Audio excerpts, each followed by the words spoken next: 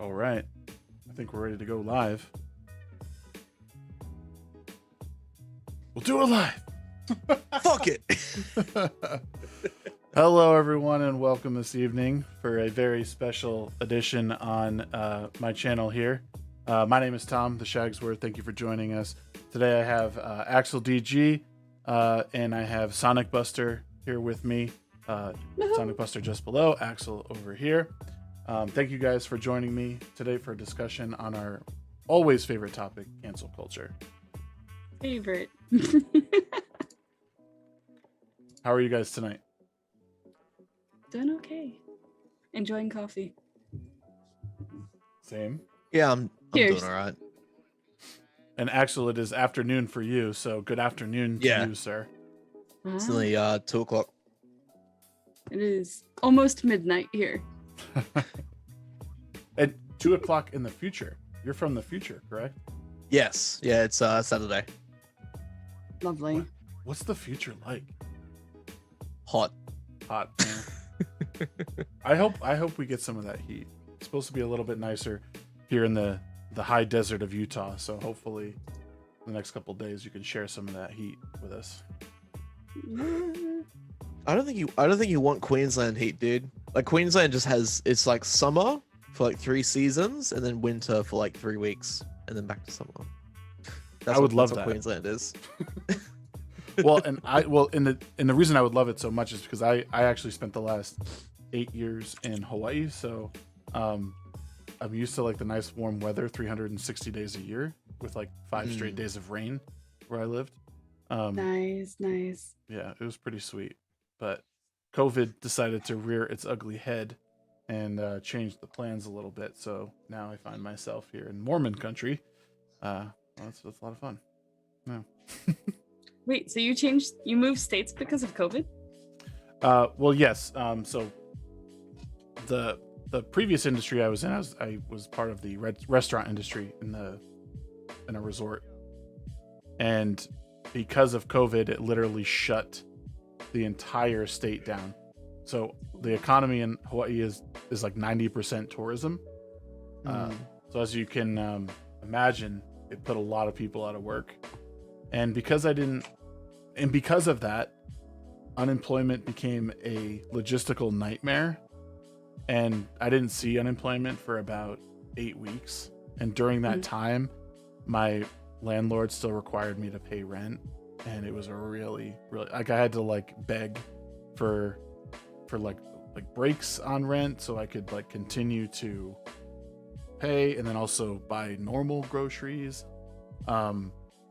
So in the best interest of my family and setting my kids up for a good future, we needed to make a move. And while I was sad to leave because it's such a beautiful place and I made a lot of great friends and essentially, or Hanai family as they call it there. It's I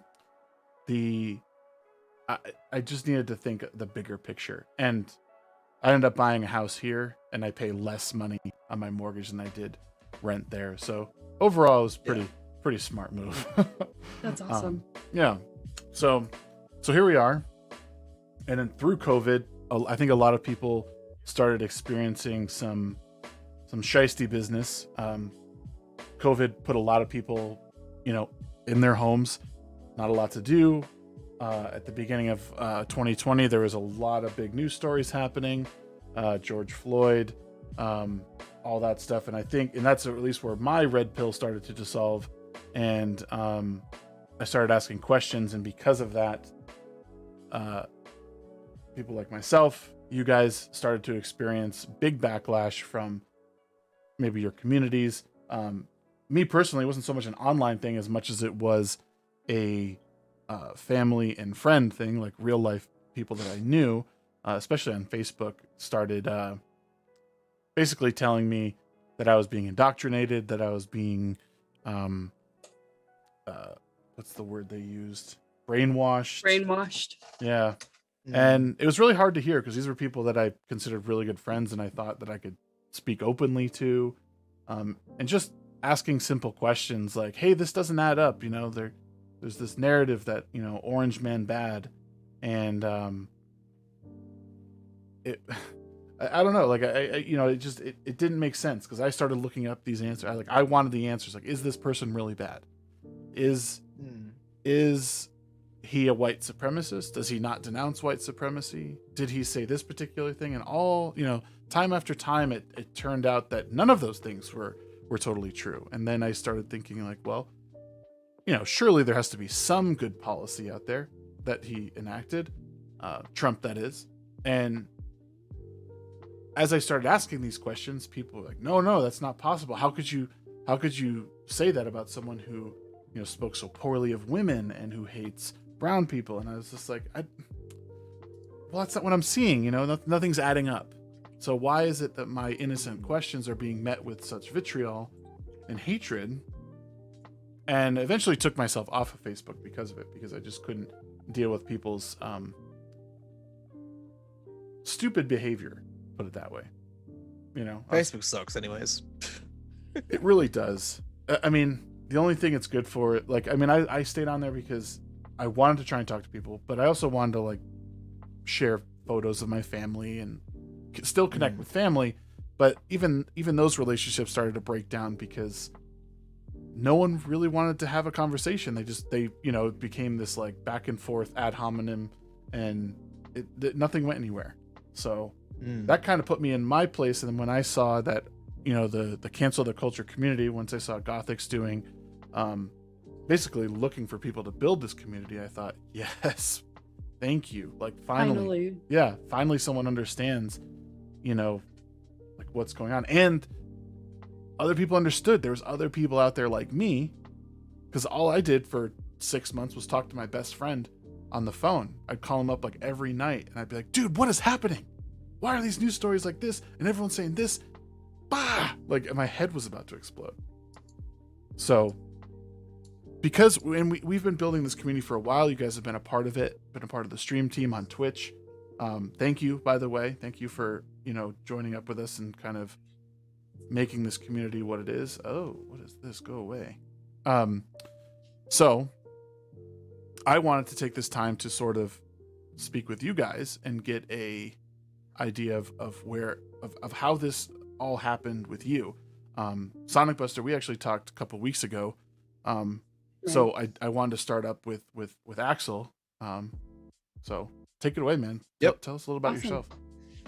Well, it's interesting. So I think so I used to be like pretty it's okay, it's interesting because in Australia the term liberal, it's kind of different because the liberal government in Australia is essentially the like right-wing government.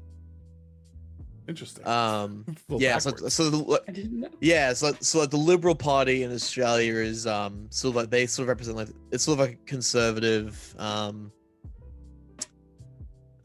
conservative coalition of different parties. And then the left-leaning party is the Labour Party. Okay. And then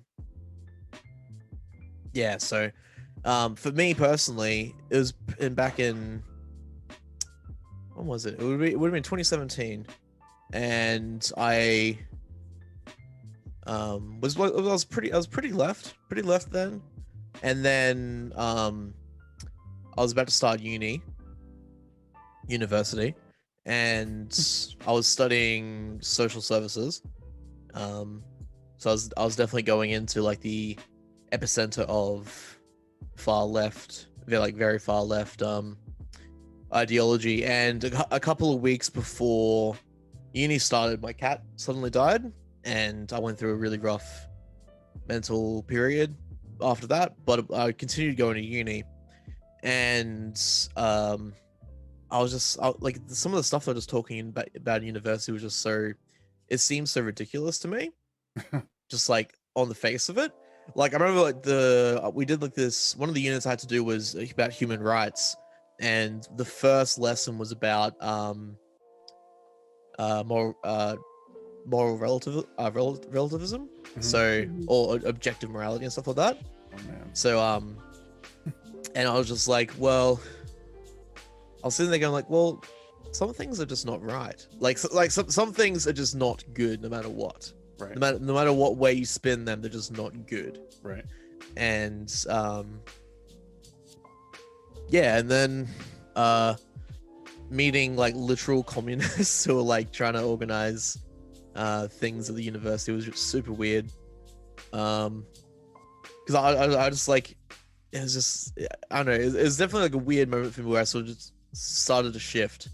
And then I started hearing all this stuff about Nazis, and I'm like, okay, what's this all about? Like I've never, like there's only one person who I've ever known who I could maybe describe as a Nazi, and that's just because his dad was a bit of a racist. Well, like so he's they were speaking about Nazis as if they were an imminent threat, like near you. Yeah, like the way that a lot of people in the sort of liberal left wing sort of talk about him now. Right. And they started talking about like this is back when Milo Yiannopoulos was relevant, back in 2017, and Right. Jordan Peterson, and I was like, huh, okay. So I looked up stuff about Jordan Peterson, and I was like watching some of his lectures and stuff like that. I'm like, how the fuck is this guy a Nazi? Like, this guy's not a fucking Nazi. Right. Like, what the fuck are you talking about? And like, it was like when I started just hearing all this like nonstop, really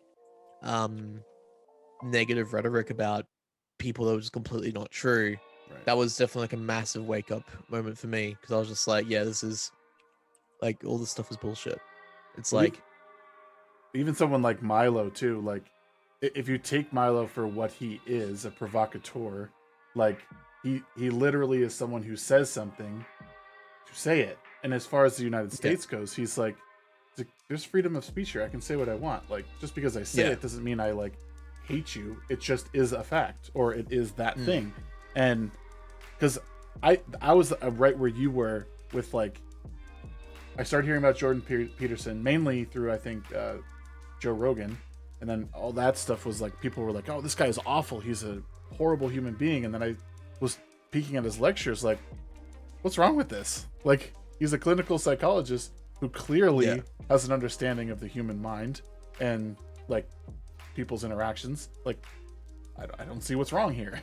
And then that kind of, same rabbit hole you are describing here. So sorry, not to interrupt. Yeah. No, like, you're totally right. It's just, it was such a massive moment for me. And then like I left uni after that because I was just like, this is all crap. Like, it's just like, I'm not going to learn anything that's valuable here specifically. And then so I left that university, and then I went to did some bar work and stuff like that for a little bit, and then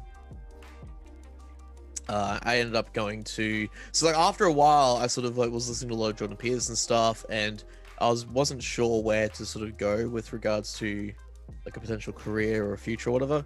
And one of the things he sort of spoke about was sort of aiming for one specific ideal and just pushing at that. And then what I sort of realized was that my ultimate ideal, I feel, is truth. Yeah. So it's a good ideal. Yeah. But ironically, I went into journalism, and which, I mean, nowadays is kind of questionable whether a lot of journalism is specifically related to truth. Right. But yeah, like, it's one of those things where I sort of want to, my goal, I guess, with journalism is just to go into it and try and, I guess, maybe not reinvent the wheel, but just try and get back to a level of normalcy with regards to journalism. Which it's tough because so many of the massive journalistic institutions are sort of taken over by cultural Marxists. So morally it's like bankrupt people. Yeah. People who are pushing a specific agenda. Right. And so I feel it's Well, yeah, I feel like it's kind of like in the same way that, like these cultural Marxists have essentially taken over all the institutions. People who are more, centrist or right-leaning need to try and do the same thing. Is get into these institutions and change them back. Do you So we can get to the middle ground? Are you familiar with Andy No? And yes. Even someone like Sophia Narwitz. I don't know if you follow her on Twitter, but she is hilarious. yeah. But she's from Minneapolis, and she's been covering some of the recent stuff that's going on there.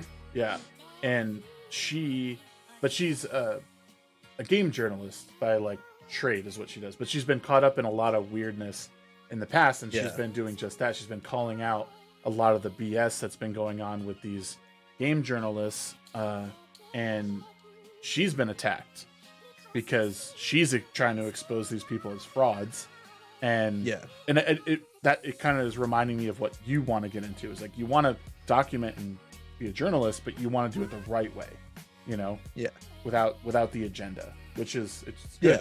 I imagine it'll be an uphill battle, but it's so crazy because like all of the textbook stuff that like literally like the textbooks about journalism and stuff like that, they all talk about being objective and all this stuff, but it's not like obviously the current like the modern day journalist is mostly like they're freelancers, they're coming fresh out of university, right?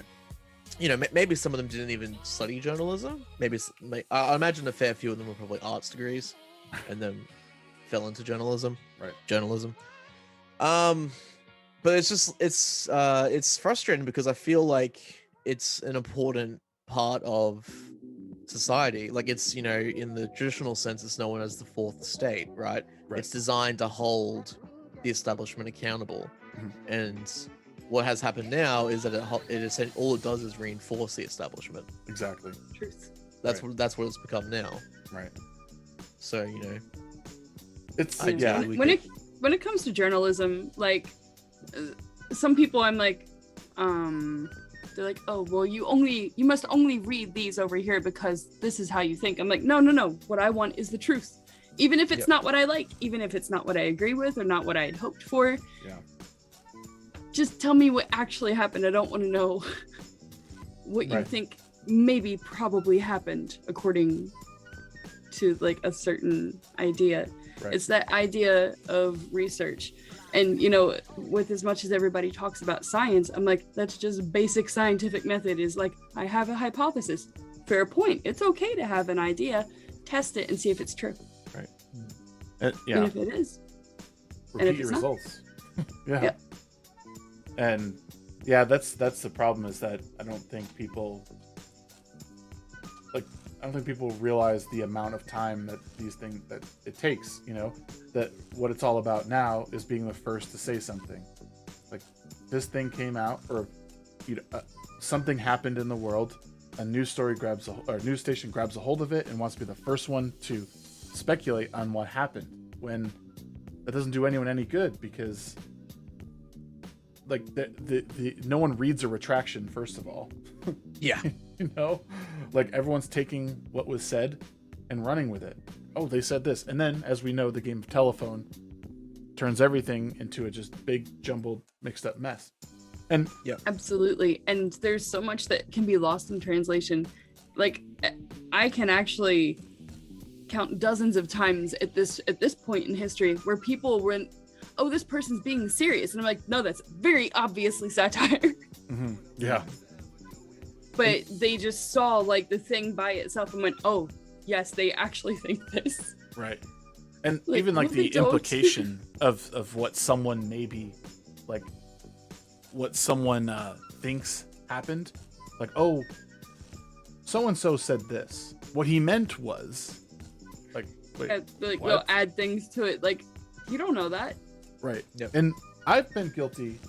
I'm totally guilty in the past of thinking this way. Like I went from being where I am now, like say 10 years ago, and then being really being indoctrinated by these woke Marxists, and then having to like bring myself back and be like, wait, what? Oh. Like literally, like you've been dreaming, like you've been sleeping, and like, why was I acting like that? Why was I talking to people like that? Why did I think that I needed to like wash my black friends' feet? You know, like what was going on in my head that I had to think that way? Why were people literally trying to brainwash me?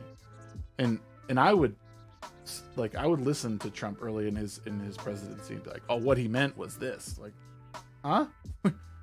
My mom didn't raise me like that. My mom raised me to trust people, to hear their words, listen and observe their actions. And that's where, like, when I said earlier, like when I started like really thinking like, well, what has this man done that was so awful? And you start going back and looking at his history, I'm like, wow, he's actually not racist at all. He's probably the opposite of racist. Like all this work he's done in the community, for, you know, in the black community in New York City, the people he's hired.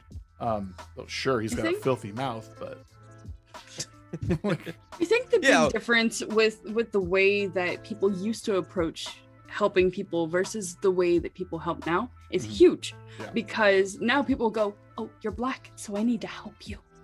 But in the past, it was like, well, you're a person and you're homeless, or you need something, or your kids are hungry, or you can't find a job. I'm going to help you find a job. I'm going to like help you make dinner tonight, or I'm going to buy some. Like, nobody sat down and went, today I helped a black person because I'm so sad that I'm not black. Right.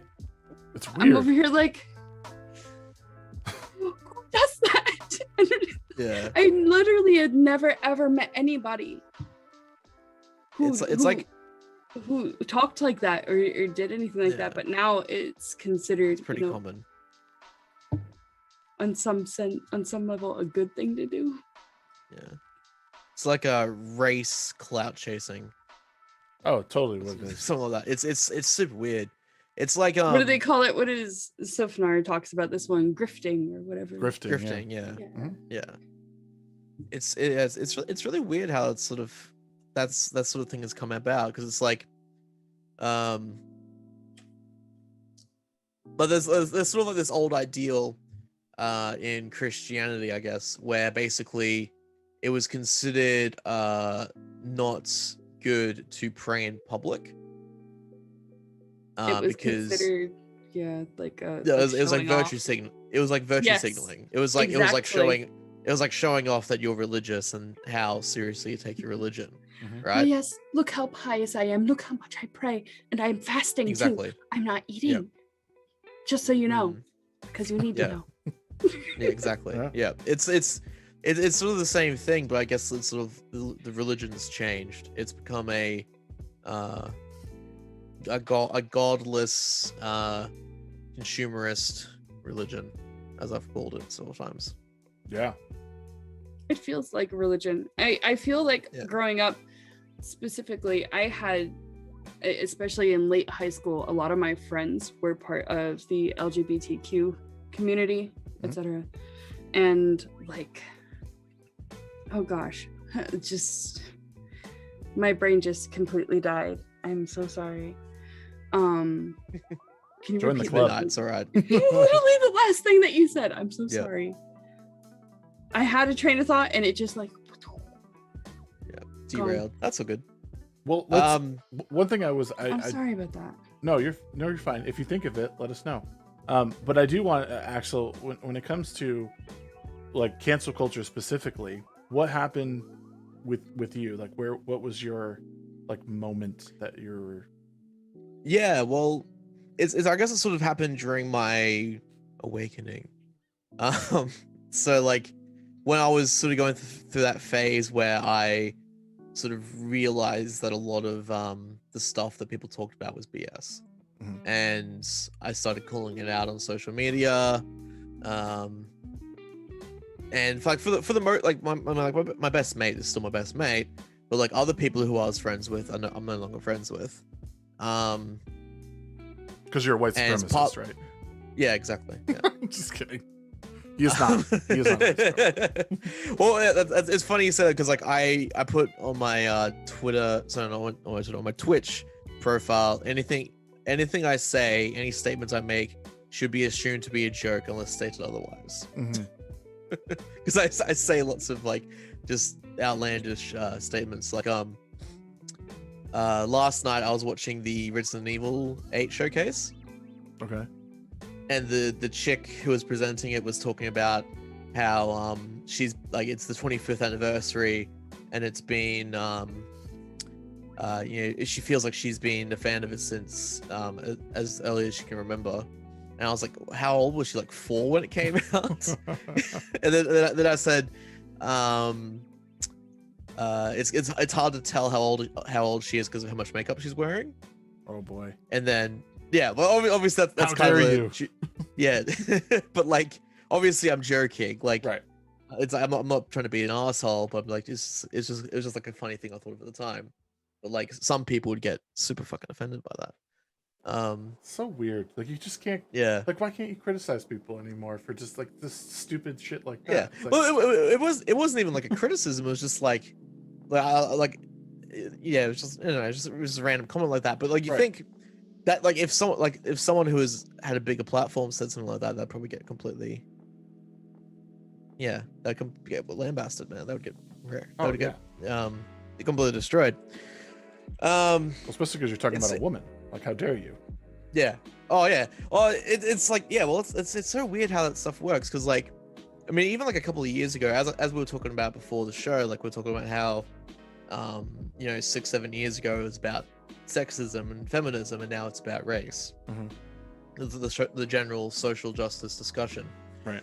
And like I remember years ago, I was dating this like rad fem chick, radical feminist chick, and she was telling me about how like I'm basically like a like I have life better off than her because I'm a dude.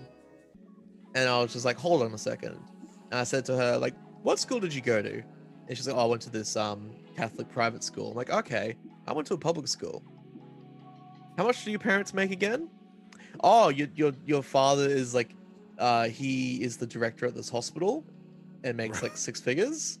And your mother also makes 6 figures. Oh, that's interesting. My single mother makes a mid 5-figure salary. So do you really think that I have life better off than you?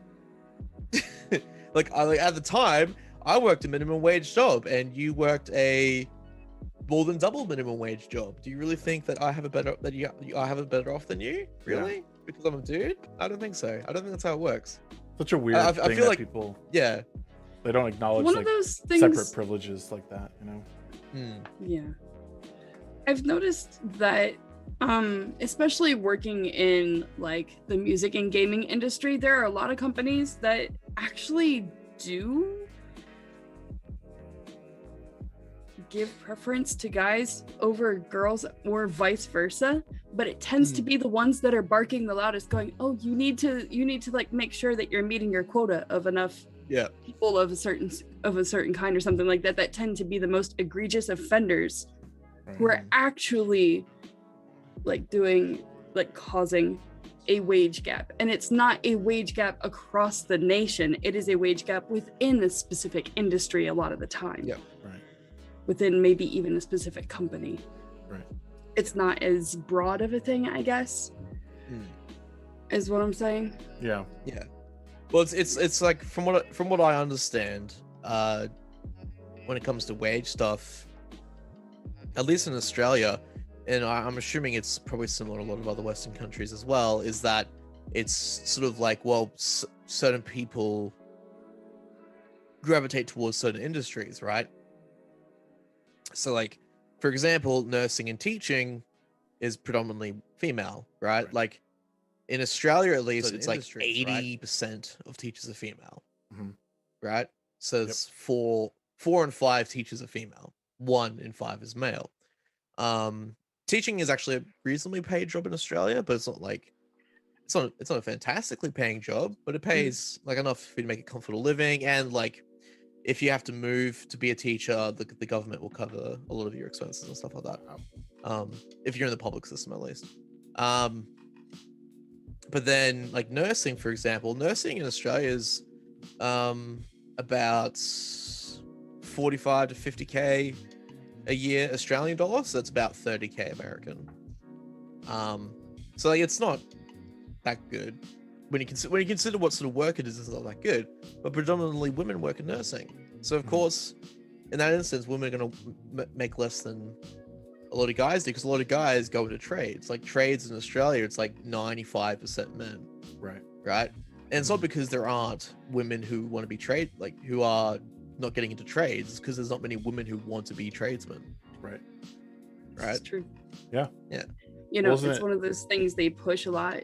Is again, especially in the communities that I work in, they're like, all right, we need more women in STEM. We need more women coders, more women audio engineers, more. I'm like, you know, the kind of women that work in these industry tend to have a certain kind of personality. Like there is an archetype. Right. Yeah. And the majority of women are not that archetype. Like me, I guess I'm a lot more masculine in my way of thinking. Like when I'm focused on a thing, I'm doing that one thing. And most girls I know are like, okay, I'm working on this and I'm also doing this. And I'm like, no, we are doing this thing. And they're like, oh, we need to make like the computers pink so that women like it better. I'm like, no, you don't. All of my stuff is black. All of it. Just like plain, clean, fantastic. Like there are a few people out there that appreciate that sort of thing, but again, as far as the personality even of other women that I know largely in the industry tend not to be the kind of people they promote needing in the industry, and in fact they tend, if they do get them, not to work well together with everybody else on the team. Right. I think it was Jordan Peterson that was talking about this, and it was one of the first times I listened to him. He talked about how like the more you try and like get that like equitable outcome, like the more the differences like are apparent. Like women don't want to go into the same fields as men. Like typically. It's like it's yes, like you have crossover, but there's crossover. Like, there's more.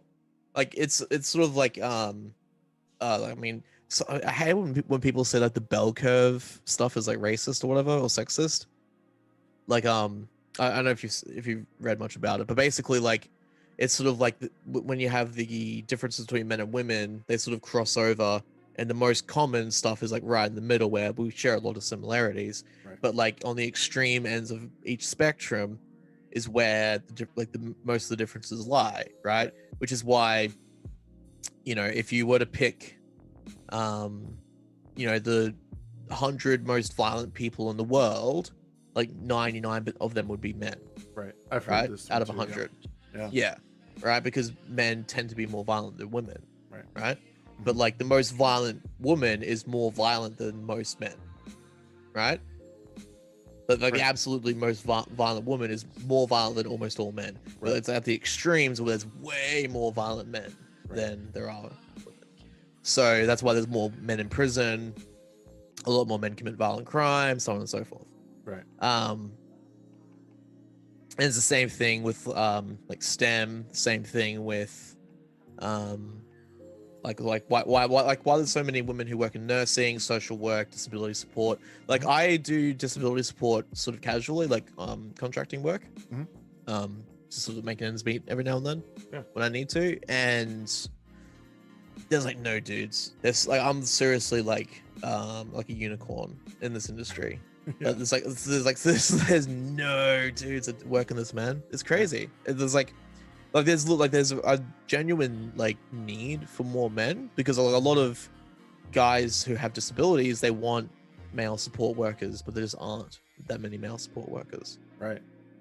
Yeah, it's nuts. Like, and that's where like people get me wrong. Like when I have a conversation with someone, usually in real life, but it's like I'll say stuff like this and they'll be like, well, why don't you want women to do like, I'm like, no, it has nothing to do with it. Like people can do whatever they want. Like there's always this argument with me and people, like I don't want to promote like sex work with women. I don't find that a noble cause for women. I'm not gonna say that they can't do it.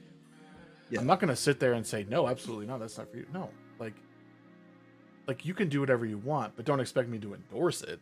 Like exactly, both things it's can a huge happen. Thing. Right. I think that's one of the big things that actually kind of draws our group together is even though we even have differences in political ideology, whatever, between us, is that idea that I can support you and care about you as a person without condoning or, right. Supporting every little thing that you do. Like, especially if it goes against like my personal moral code or whatever. Right. Like, let's even use their vernacular and say that, your truth or whatever is subjective.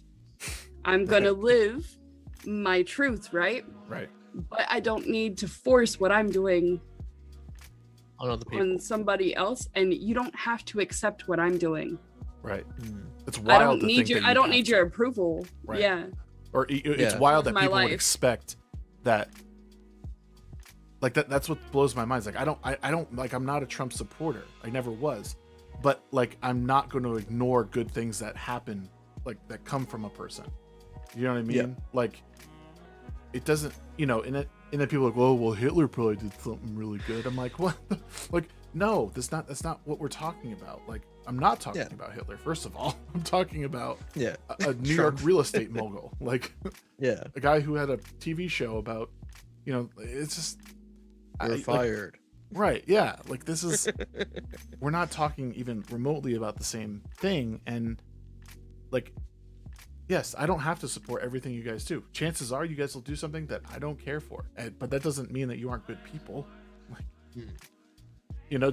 from the conversation we're having, you guys seem like awesome people that I could have a beer with or just chill out and eat dinner with, Yeah.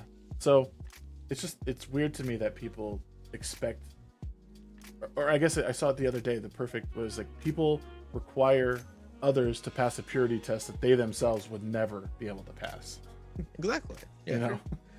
Like it's sort of interesting how like the culture has shifted, because I remember like when I was a kid, like I was rebelling against the religious fundamentalists who were the ones trying to censor everything. Mm-hmm. Like I was like super into Marilyn Manson and like just metal music. I still am, but like when I was a kid, that was really like a lot of people like, oh, that's so bad, the Satanists, all that crap. And but now it sort of feels like, and like back then it was like it felt like it was like the left-leaning people who were pushing against the censorship of conservative-leaning people, right? Yeah. Mm-hmm. But now it's sort of flipped, where it's like it's the left who are censoring everyone, and it's the people who are more on the right side who are pushing back against that censorship. Yeah. But it's I'm not sure when, I want to try and figure out like when that happened. I feel like it happened like mid 2000s. It feels like it's sort of started shifting towards like mid to the late 2000s. I think it was. I think this big shift happened. I would say, not to get specific, but I would just say Trayvon Martin. I think that reignited this like race war that you're seeing. Yeah. And then, because then you have the creation of Black Lives Matter, and at least for me, I can remember that point was like when people started like converting me to that like woke ideology, because I thought like, because that was the time where I was talking to people, I'm like, yeah, all lives matter. Like, why is this even a thing? Like, why can't I say that? Like, oh, well, you can't, because it's not your time, it's their time. I'm like, what? Like, what do you mean? Like, aren't we humans? Like, who's they? Like, what? And then then it slowly like went from it's their time to like, oh, we're talking about like white people aren't, like, now people are openly like white people are bad. It's anywhere in American media is like, yeah, if you're white, you take a backseat, everyone else goes ahead of you. And so I think that at least that point, so that was like 2014 or so. So like early 2010s is like when I think this really like shifted gears. It was a pretty dramatic shift for sure. It's Yeah, well, as I said, like when we were talking before the show, like Australian politics is sort of like, as I said, like downstream from American politics. Right. So it's sort of I've noticed the shift, at least in Australia, probably. I think it started a couple of years before Trump got elected. I think that's when it happened in Australia. Right. Like, I want to say that probably like 2015. Okay. 2014, 2015. Because like I remember like yeah, it's super crazy because like there's like certain things you like you can't like discuss at all. There's things you can't question. There's Words you can't say. yeah, it's super weird.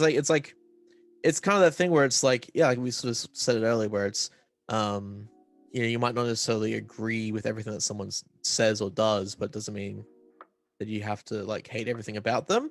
Mhm. Like and also like how you said with Trump, it wasn't necessarily you're a Trump supporter. Like for me, I sort of viewed the whole Trump era, which I guess the Trump era is still going because they still talk about Trump a lot, even though he's not president anymore and hasn't been president for like 3 months. Yeah, fucking living rent free. Yep.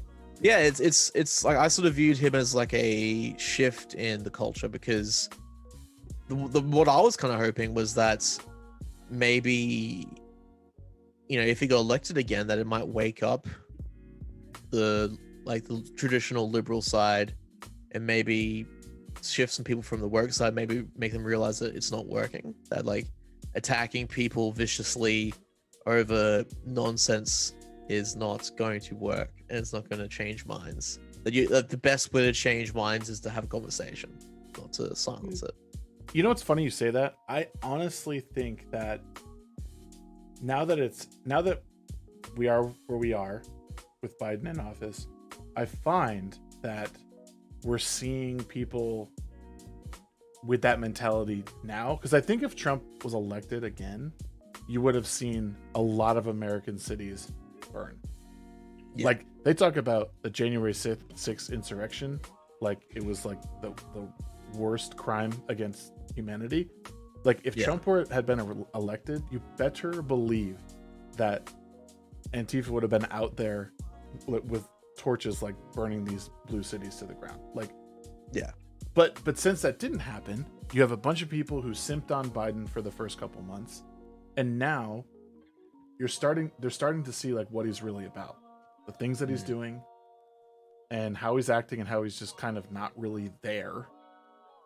And I think you're starting to see that conversation kind of happen now. People are like, what's going on? Like, this isn't who we voted for. Like, you know, especially with the southern border. Yeah, no, exactly. And the stuff with the southern border, like everyone's looking at that like, wait a minute. Even though they're renaming it something different, people like AOC are being exposed as frauds. Even the whole COVID thing and how they're keeping all these kids, you know, all bottled up. Like kids can't go to school, but we can put 400 migrant people in one building. You know what I'm saying? Like so everything's like the hand is being shown. And I think you're starting to see these conversations happen. I think if Trump were reelected, it would just be more, if not worse than it was before. So I'm kind of like, in a way, I'm thankful that he wasn't reelected, but we'll see what 2024 brings. Yeah. Well, it's I think for me personally, I was like hoping that it would lead to maybe the change that I was hoping for is going to happen in the other way because maybe Biden being so all over the place and not following what he was aloof, you know. Yeah, well, I mean, it's like, I think a big wake up call for a lot of people was the stimulus checks, like because there was like people were saying like the whole thing was basically like, you know, if you vote for me, you're gonna get $2,000 stimulus checks, and they're like, oh, actually, it's gonna be like $1,400, and but it's actually, you know, you have to wait a couple of months, and then like who knows? Has it even been distributed yet? Yeah, at all? Some people, but not everybody. Some people, not everyone. Yeah. See, like it's crazy because I feel like there's I mean, it's kind of hard for me to talk because I don't live in America, but from what I can tell and the research that I've done, it seems like there's a lot of sort of old institutions in America that haven't really evolved with the times. A lot of the sort of big government aspects where they're not able to adjust rapidly, which is why, like, you know, for instance, like with the unemployment stuff, how, you know, almost overnight there was a huge chunk of the country unemployed. Yep. Why it took, you know, so long for people to start getting unemployment benefits. Like in Australia, at least, like it was probably like 3 weeks. We have a fraction of our population. I think it's a big yeah. Well, problem it's a population size thing, but also like, for sure. But it's I think also like maybe like it seems like the government setup that you have right now is sort of not designed for how big the population is. Like it hasn't adjusted with the growth, right? Mm-hmm. So when you have you know, like what was the population in America like 30 years ago? Like half of what it is right now. America's had a pretty substantial population. Let's see, population growth USA. It doesn't. Looks like population of the United States in 2000 was 281 million. So and what's it at now? Probably so about 50 million more. We're at like 330 million. Yeah, it's like 50 million more in 20 years. That's crazy. Wait, is that right? Oh, that's projected.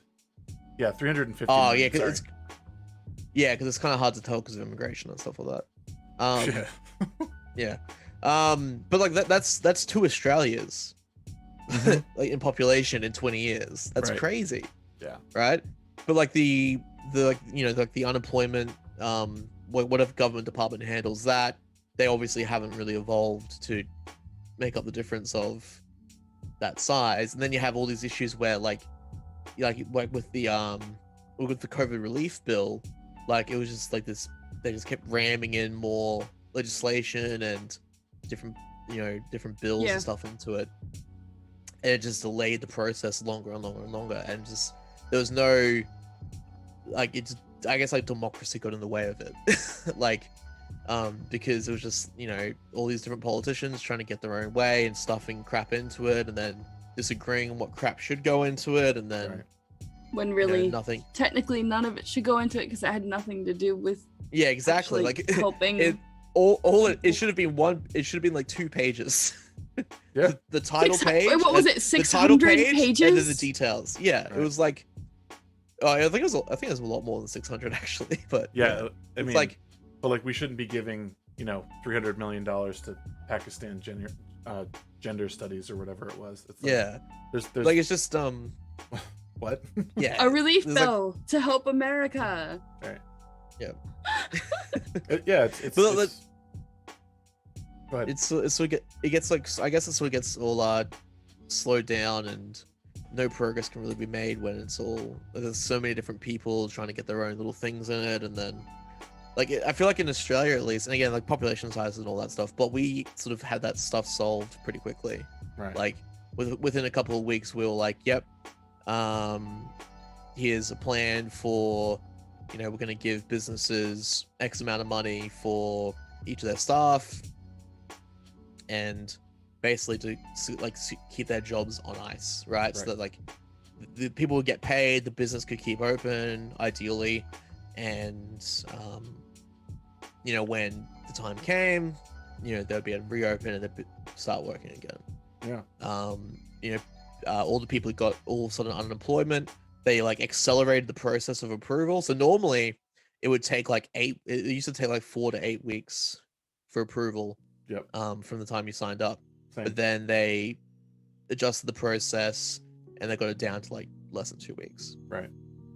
They did something similar to here, because I remember that's how it was. Like you usually would apply, especially if you're going to be furloughed or whatever. Like you would, they gave you the option to apply a little earlier. So by the time you had been like let go, or like if you're like knowing that you'd come back, your unemployment would like just kick right in. But because of COVID, the idea was like you wouldn't really have to wait. You could apply in maybe a week, and then you would be good to go, and you get your check. But I mean, the problem with us is, like, I mean, at least in Hawaii when we were dealing with it was, I mean, they shut these offices down. Like, the unemployment office, you couldn't go there. And if you tried to call, like, it was just a busy signal, or they left the phone off the hook because they couldn't field that many calls. And you know, like, again, you're playing with people's livelihoods. Like, yeah, because as you said, like, it was like 80% of Hawaii's population. Well, so the jobs are in tourism. Yeah, it's some of that. Yeah, like, our economy is like was 90% tourism, and they shut tourism down. They said no one's coming in here, and we're closing the resorts. And you know, and that was it end of March? I think it was the end of March. It was like, I think March 18th was my last day of work last year, and yeah, I like talking to my friends. They didn't go back to work until September. So 6 months they were shut down. I mean, they lost billions of dollars in that amount of time. So it's wild. But I don't want to get away from, obviously, SonikBuster. You've been here and you've been very patient and great and awesome. But I definitely want to talk about your experiences because, again, it's important. You kind of represent a different side of cancel culture. I mean, the same but also different. You're part of the music industry for games, and take it away.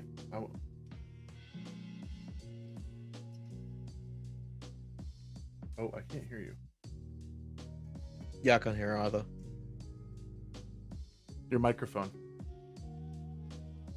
Sorry, I cut myself off because I was yawning. Oh, it's okay. Oh, good. You're not boring me. I'm just burning the candle at both ends, and my body is like, "Girl, please stop." I know. Please. That's why I want to get like kind of back on track and make sure that we got to talk with you. Okay. So I did remember what I was trying to say earlier, and I almost cut in a couple of times. I'm like, "Be quiet." Okay. All right. Wait your turn. So, just very briefly to touch on, you said that the left right now feels religious, like right, like it's a cult or and I said the words LGBTQ and my brain flatlined. I got it back. Anyway, so I remember being friends with a lot of kids who were part of that community. Like, just a very short aside, I made friends with a bunch of like video game nerd art dweebs like in my junior year, and I was like, yay, bunch of art dweebs. And then I found out like all of them were gay or other, and I was like, me at the time being a good Christian girl, I was like, wait, all of my friends are gay? What do I do? Anyway, that's a long story, but good friends of mine being bullied and kicked out of churches and things like that. A lot of them didn't go because they're like, oh, you're not welcome here, things like that. And I was never okay with that. I was never ever okay with that. Like, sometimes they weren't okay with me because I listened to rock music and stuff like that. Like, you listen to Dave Matthews Band, you're going to hell. You read Harry Potter, you're going to hell. Dave Matthews. Oh, man. I was like, that's your cap? Dave Matthews, wait till you hear the rest of the stuff I listened to. Right? I can't even say some of the names of the stuff I used to listen to. Gotcha. I was a goth kid, so I was right there with you with like Manson and Slipknot, and at the time like Linkin Park and other things. But you know, just like so I was not okay with it then, and now I feel like people are doing the same thing. Yep. Yeah. That they so hated. They were like, I just want to live my life. I want to be able, you know, to go places and not have people constantly telling me I'm going to hell and things like that.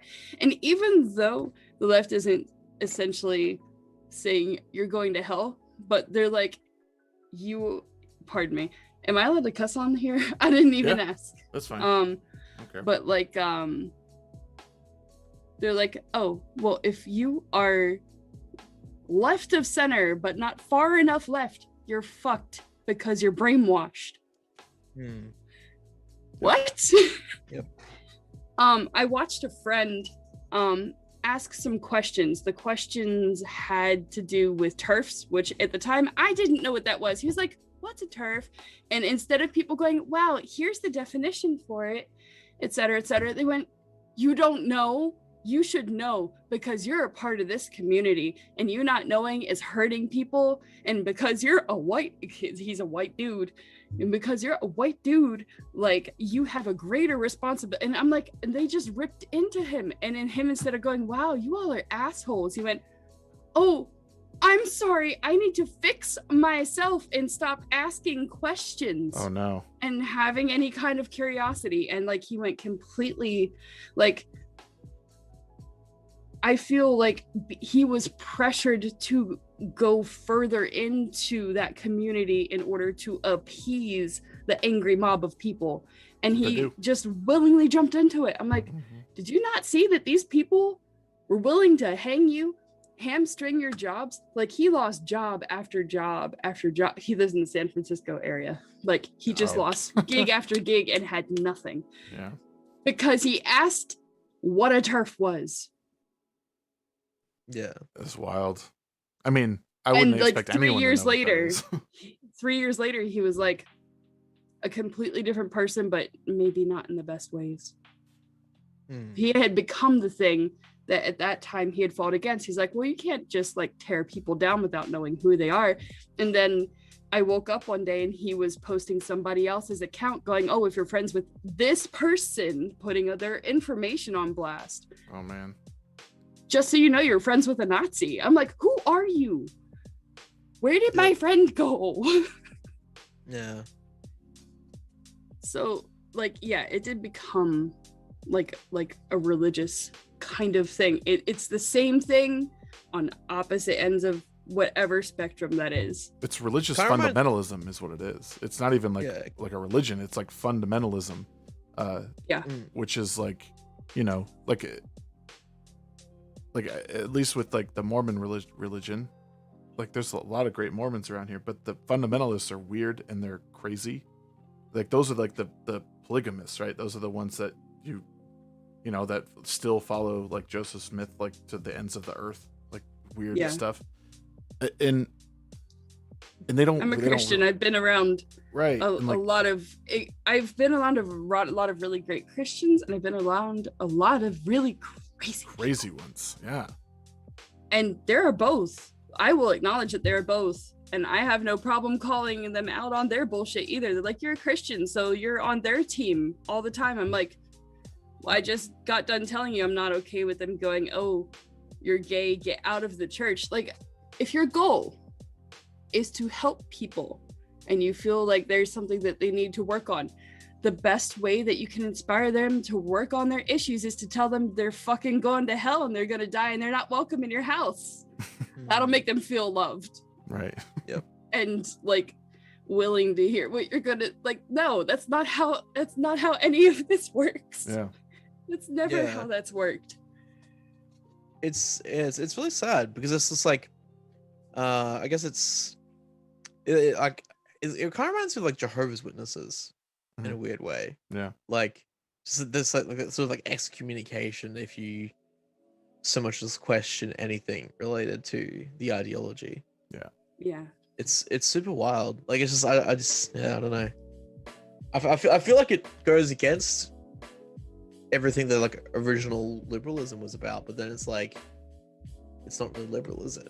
It's not at all. No. That's weird. Yeah. Because when I was in college, I went to just a public Earth Day concert with her, and she was like, I love the earth and I'm passionate about taking care of the environment, and I don't know, feel like letting people make their own decisions like is a good thing kind of thing. She's like, Ashley, I'm afraid that I can't tell my parents I think I'm a liberal because I want to take care of the environment. I'm like, that's not how that works either. You can like taking care of the earth and making things like beautiful and like cleaning up pollution and litter and things like that, and not be on a completely different ideological spectrum. Right. Yeah. What's the part I of would the even- problem? But like that was the worry at the time. They might think I'm a liberal because I like to clean up trash. I But would now even it's- argue that That I was would the argue worst that thing back environmentalism- then. I would argue that environmentalism is actually conservative. Yeah. Or like at least conservatism should be environmentalist, because if conservatism is about conserving tradition and all that sort of stuff, well, I feel like as humans, our tradition is within nature, right? Mhm. It was only a couple of 100 years ago that we were still hunting. Right. We still we had farms and all that stuff, but we were still hunting animals and whatnot for meat. I mean, we still every now and do. then. Yeah, and people still do. Sort of. But it's just like, I feel like if you're a conservative and you don't care about the environment, I don't really feel like you're actually conserving anything that's worth conserving. Yeah. It's like, I feel like that used to be the case as well. I like again, coming from a Christian's perspective, one of the things we're supposed to do is to care for the environment that we live in, is to care for animals and other people. Mhm. It's like literally there. So they're like, these crazy conservative Christians are the enemy. And I'm like, okay, but here's the thing, is when that started being the narrative, I'm gonna say probably around 2009, 2010 ish. I had friends and I guess strangers I knew because I was in college at the time, who were like, well, if this is what they think I am, I'm gonna eat more meat and I'm gonna make more trash. And I'm like, that's not good either. Yeah. But people will look at that and go, oh, that's how everybody is. Right. And it's not I true either. I think the thing with all of this is people have been made to believe that these issues are one side of the aisle or the other. Yeah. Mhm. Like climate change is exclusively a left problem. Like conserving nature is a, or even they've taken up that mantle. They a lot of the stuff that gets pushed now is that conservatives are just trying to destroy the environment, and liberals that are we hate it, that Right. we deny that climate changes and things like that. I'm like, no, climate changes. I just don't believe that the world's going to end in a couple of years because Right. of it. But you can't And you're ask not that going to question. You scare can't- me into Right. that. You can't assert that because people, again, you become a climate denier. Same thing with like a vaccine. Well, what's in Right. it? Like, what's going on? Oh, you're an anti-vaxxer? Like, no. No, That's no, not- no, that's no, not no, happening no, at all. no. I'm quite vaccinated. Right. But and as it's- far as this new one, it came out in under a year.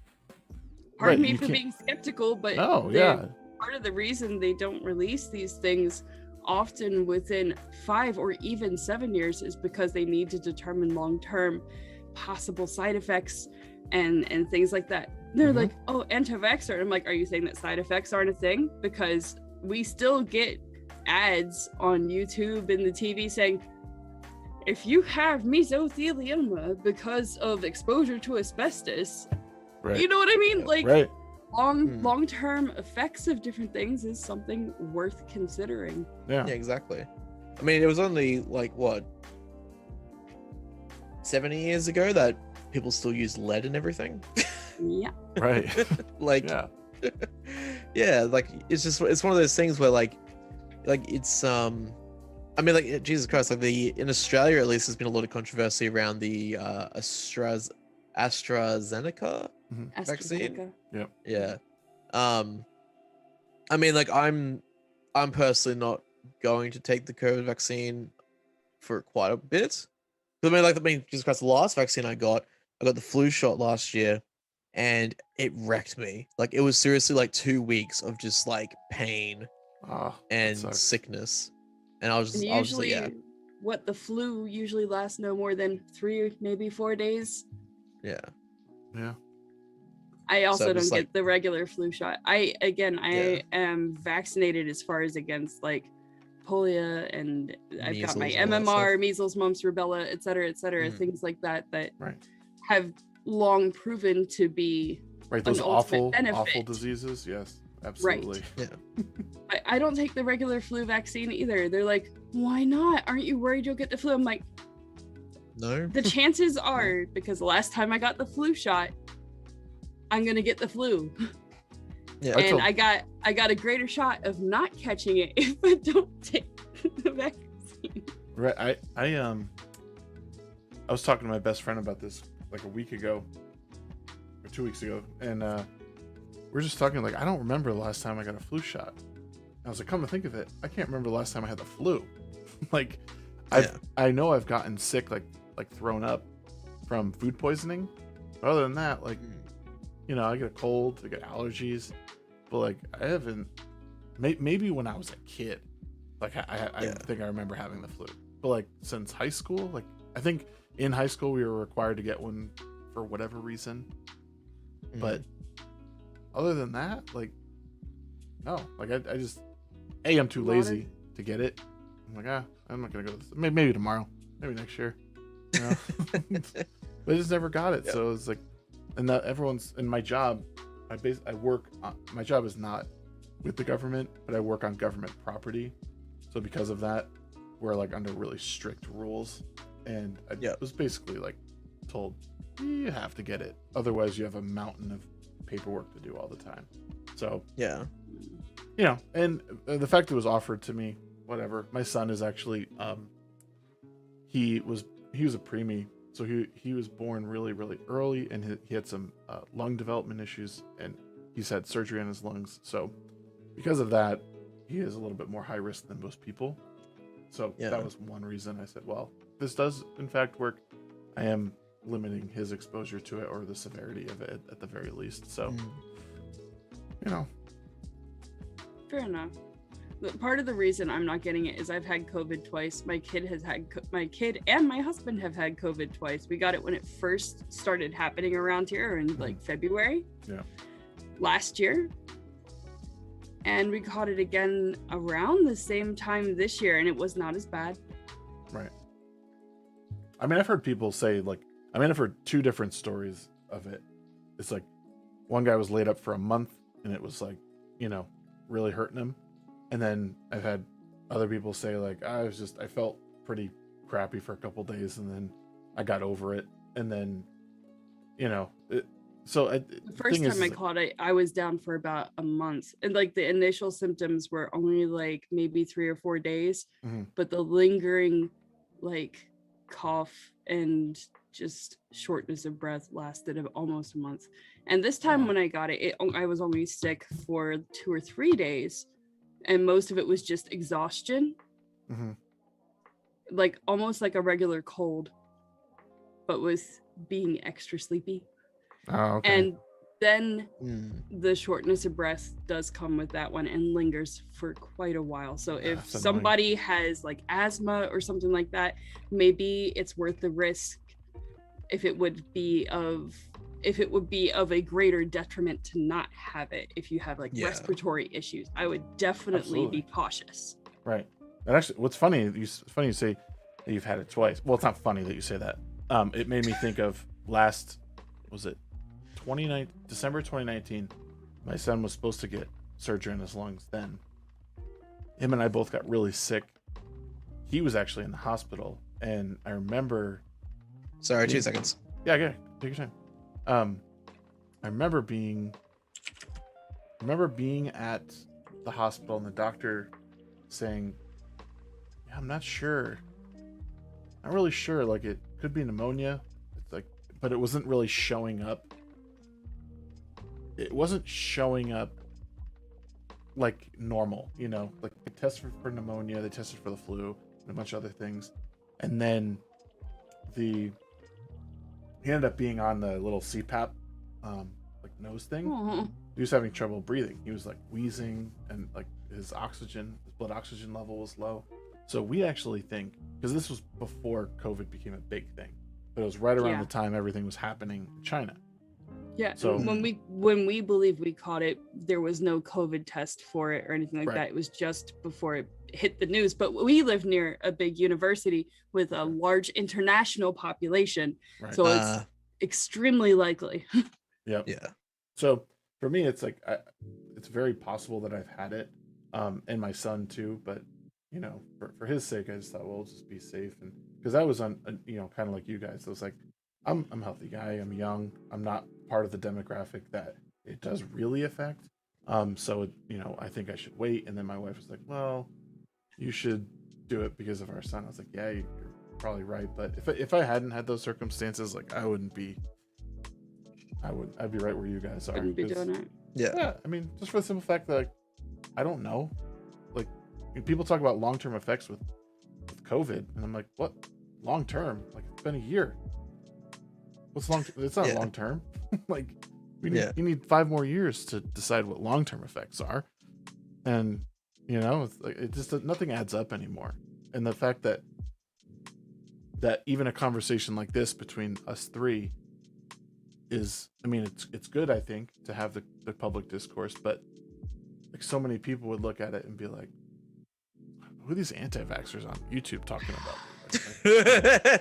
Like, True. give me a break. You know? True. You know what's funny? Actually, when I said I got the flu vaccine last year, I actually did a YouTube video where I took an autism test before I got the flu vaccine, and then took another autism test after I got the vaccine done. Really? Yeah, as like a meme. And spoiler alert, they were exactly the same. The results were exactly the same. I thought the ending was better than that. No. I'm glad you don't. I'm glad you're not autistic now. Didn't you? Oh no, I recently? I definitely am, but okay. It didn't give me like super autism. Oh, okay. Gotcha. Yeah, that's normal.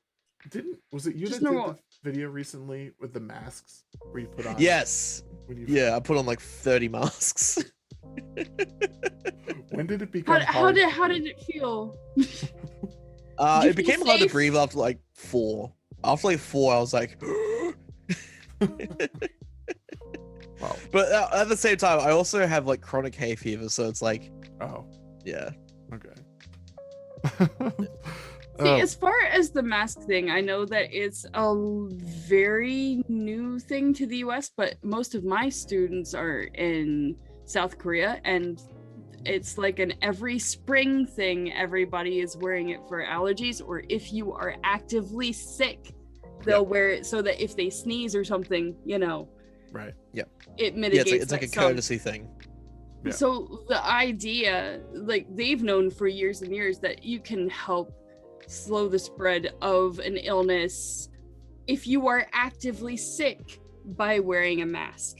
Yeah. However, everybody not being actively sick wearing a mask can actually be detrimental. And the worst part is, I've told you that I've had COVID twice and that it causes you to be short of breath. And everybody's like, this isn't a thing. Well, I'm going to tell you, it is a thing. When you wear the mask, because whenever a store has a sign or something like that, I usually do, out of courtesy, wear a mask. Yeah. It causes me to become more short of breath after being sick and having trouble wheezing, but not being contagious anymore. So you still have to. Yeah. Right. But It's it is interesting hard. how it's. Yeah, for sure. It definitely is. It's like yeah, like I remember. God, so earlier this year I was because I do disability support. We had like this 3 or 4 day period in Queensland where you had to wear a mask. Like if you're like essentially if you were working, and because I'm a essential worker in disability support, basically I'd drive and my client would be in the back seat. And I'd have to wear a mask while driving. And I was driving and I sneezed and the mask covered my eyes. Oh no. Yeah, like I sneezed and the mask blew up and covered my eyes. I'm like, fuck! I'm like trying to rip it off. I'm like, yeah, you know what? I'm not driving with the mask. I'm sorry. Like I just sneezed and it covered my eyes. I could have died. Wow. Yeah. That's wild. Yeah, it would be better to arrive at your destination alive than with it. And you know, they do like right up right into your eyes. Yeah. Like, unless you get those like really tight fabric ones. I have some nice fabric ones, but those do need to be washed Yeah. from time to time. Actually, you should probably wash them after you use them a couple of times, to be fair. Yeah, I just use the disposable ones. I use the neck gaiter, so it like pulls up, because like wearing a mask with my beard, like I do wear one sometimes and it looks ridiculous, but the neck gaiter will like go up over everything and then hide the beard. But Gotcha. I had a couple of really nice masks around because I have like rave masks. oh, okay. Oh, for true. like dancing, so they've got like galaxy design and stuff on it. Yeah. Just they were for fun.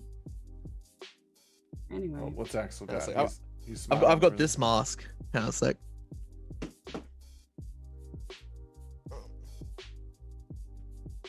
Yes. I was gonna say, is it in the Hasegawa mask? That's awesome. Oh, so sexy. Gotta have fun with it, you know? Yeah, Fair dude. enough. I've got it's like kind of, it's more like a sleeve, but yeah, it's just like these Ahego anime girls all over it. Nice. Oh man. Yeah, it's making people regret their decisions. Everybody must wear things at all time. Imagine This is someone the getting only one I have. imagine someone like getting a goatsy mask. Oh my god. that though is proof that we are all old and have been on parts of the internet we probably shouldn't have been. right. Do you guys still have mask mandates where you live? Or it doesn't sound like you do in Australia. No, like so in Queensland we had so we've had like hotel quarantine for people who come in from overseas. Mhm. And basically like a couple, like I think like 1 or 2 cases got out of the hotel quarantine to the hospital, and then a doctor at the hospital got it, and then he spread it to I think a couple of patients, and then so like in total there's I think there was like 20 or 30 cases, and then we did a 5-day lockdown and a 3-week mask mandate. So yeah. And what about you, Sonic? Do you have a mask mandate? Well, my state, I live in one of the very, very entertaining states to live in as far as lockdown stuff is concerned. I live in Virginia. Oh, okay. So in Virginia, our governor is essentially a giant dictator and likes to wield his junk around at people. So he has just locked everything down forever and ever for the most part. Like the entire time we've essentially been on, you have to wear a mask, to the point where at certain points in the trajectory of the whole thing in 2020, he's like, we will arrest you for not wearing a mask. I'm like, will you though? Will you really? Come on. Right, try it. What is it? Fuck around and find out. Right. Yeah. Because of that, as well as other I said I wasn't going to get into this, but I will mention it briefly, because he had the mask mandate that he passed out, and then he was like, okay, and we are God, I can't even remember. It was essentially, we're coming to take your guns. Jesus. If your neighbors report you as being unfit, we will send the cops and you just gotta hand them over. And I'm like, we are in the land of fuck around and find out. Yeah. Steven My Crowder count- just did a video on that. He just did a change my mind on those I forget what they're called. Common sense gun control. Well, like he was basically saying, like, you know, that as of right now, this is what's going on. They just proposed legislation that says, you know, if someone, not even a doctor, deems you unworthy and they report you, they can just come take it, and then they will have a private hearing without you to decide whether or not you get your guns back. And I just thought, like, well, that's weird, because now our government's taking cues from, you know, big tech companies who just, you know, they'll ban people willy-nilly or demonetize people willy-nilly, and then they will decide behind closed doors whether or not you get your monetization back or whether you get your platform back. So whereas now the law states that if you are adjudicated mentally unfit, or you are a violent criminal, or a felon, you cannot have a gun, which to me is fair. That's fair. And to believe it or not, there were already laws in place for that. That is my thing with specifically with like gun ownership and gun control. Is I'm like, there are actually already a lot of laws in place. The big issue is they don't actually enforce them, first of all. That's actually probably like 80 to 90% of the issue. Yeah. And the other part, forgive me if you're not, is shall not be infringed. Right. The law infringes. So it's kind of weird. And see, the thing is I talked about this in my stream yesterday a little bit, is there's a cultural difference. I've lived in like the northeastern United States and the southeastern in like Tennessee. So I was in Delaware and then I was in Tennessee. And like in Delaware, a lot of times if somebody pulls a gun, they're trying to mug you. And they probably were not legally permitted to have a gun in the first place, but yet here we are. That's generally how that goes there. But in the South, literally everybody I know carries, and I am not afraid of them trying to mug me or randomly kill me or anything like that. Like, I grew up in this environment and like I feel safe. But if somebody were to walk through my door uninvited, they would not be safe. Right. Nor should they feel safe by walking into someone I don't think that they should feel safe if they walk into my house uninvited or try to like hurt my family or take my shit. Like, yeah, and that's the thing. I don't think people realize that, like, who don't have children, and it also, when I hear people who do have children talk about this, like, when your child is in distress. There's certain tells in like their voice and how they yell or scream. The same thing goes for like people's intent. I think the one thing that humans are really good at is establishing like they're like seeing social cues or visual cues. When someone's coming to your home to do you harm. The door flies off the hinges and screaming, yelling, like you just feel it. You feel the threat. Now someone you could tell the difference between someone panicking and knocking on your door like, I need to get in, like, hell, that's different. Somebody who's boom, like, I'm coming in. Right. So it's just like the fact that people don't realize like you're there to protect. Like, no, most people who own a weapon are law-abiding citizens and they're there just to protect their home and their family. Like, I would do anything to protect my family. No, I would argue it's not even just for protection, just because you want to. Yeah. Like, I was watching Tim. Do you know Michael Malice? Michael Malice, yeah. Yeah. I'm not familiar. Okay. He had a really hot take on Tim Pool, which I thought about it and I agree with it. And he basically said that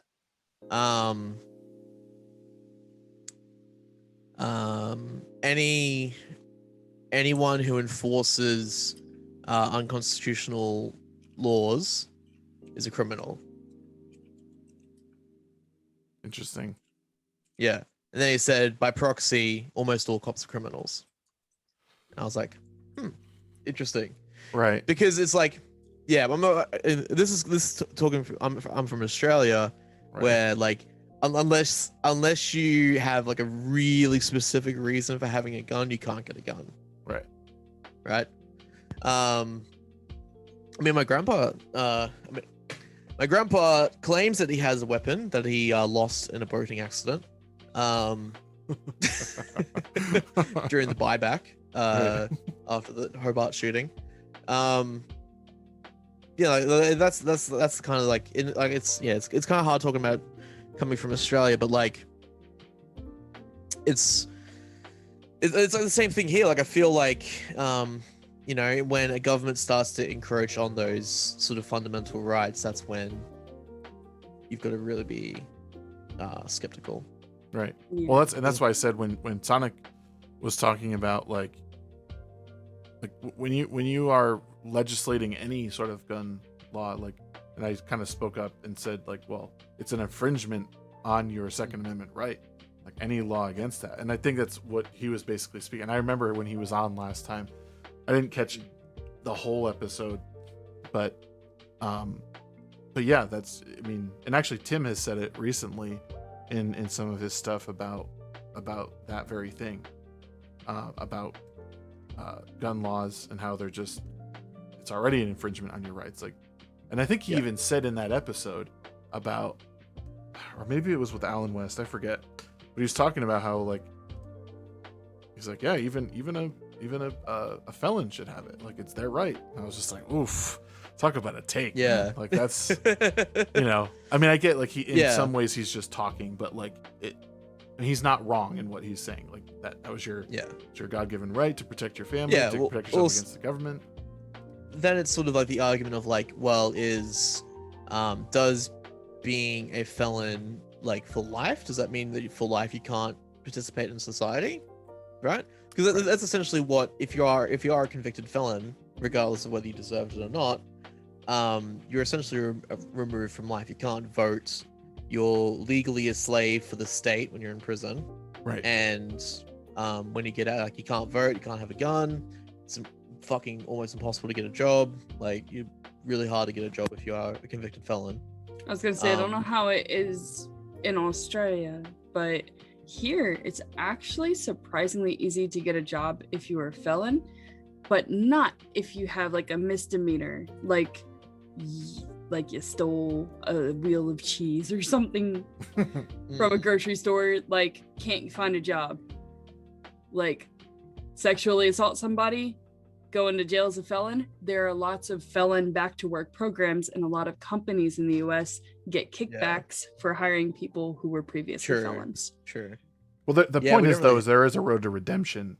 Like, but I don't know as far. I don't know how far is like does the road to redemption include getting a firearm again? I don't think so. I would argue non-violent felons. Oh, for sure. I think so. Yeah, it's the same thing with like drug offenses. Like, I feel that even like I'm basically straight edge. I don't do drugs. Sorry to hear that. I'm just kidding. Used to, I don't anymore. And like I feel that all drugs should be decriminalized. Not all drugs should be legalized, but I don't feel that they should be criminalized. And I agree. I feel like that all non-violent drug offenders should be given their freedom back, basically. Because just like at the end of the day, like, if you're just, you know, some fucking stoner, you know, wanted to smoke some weed and you get chucked in prison for the rest of your life, like, it sucks. It's awful. But also, like, you know, if you're a cokehead, if you're a crackhead, and you wanted to, you know, do that, and then you get thrown in prison, like, it's not helping you. It's just making your life worse. Right. Costs a shitload of money to keep you in prison, and you know, fundamentally, you know, prisons aren't really designed for rehabilitation. They're designed for, like, it's almost like they're almost designed in a way to facilitate reoffense. Yeah, absolutely. And that's where I agree. I agree with you on the drugs and that, for sure. Yeah, actually. And it's coming from someone whose brother was a heroin addict, and you know, he spent time in jail, and he went through a really rough time. And I thought, you know, years later, I thought, well, if only that, like, there wasn't so much stigma attached to the actual the drug use.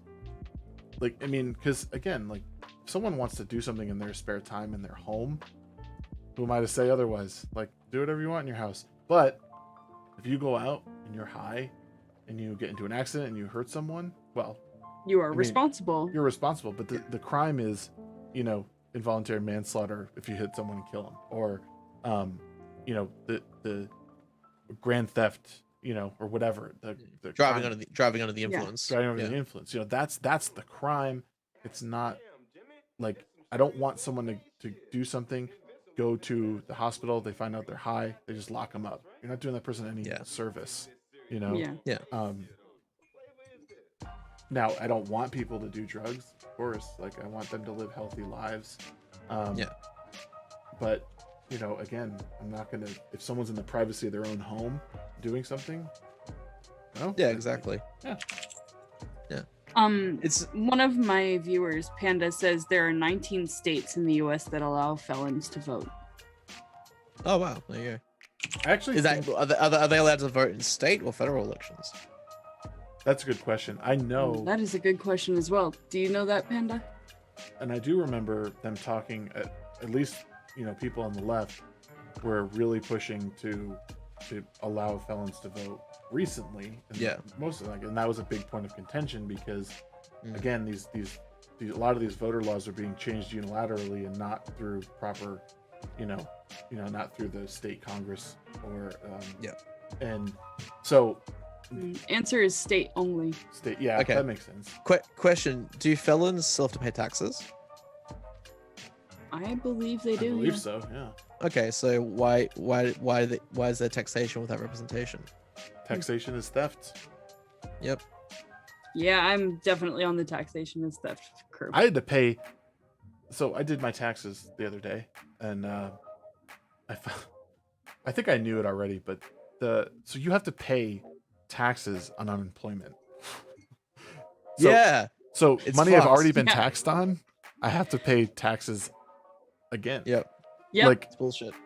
it's the weirdest thing. And luckily the state is and by state I mean the federal government is allowing, I think, up to, it was like $10,800 to not be taxed on. So I earned $20,000 in unemployment. That's how long I was out of work for. So it's taxed on 11,000. I'm technically in a weird kind of partial employment situation because I'm an independent business. Hold on, what's going on here? Thank you for the follow, Axel. But I figured I should probably read your chat as well. probably.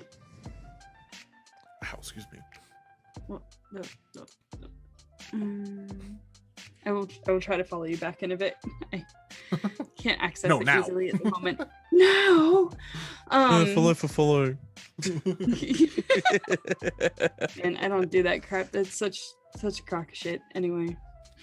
Yeah. But as far as the taxation thing, like taxation is theft.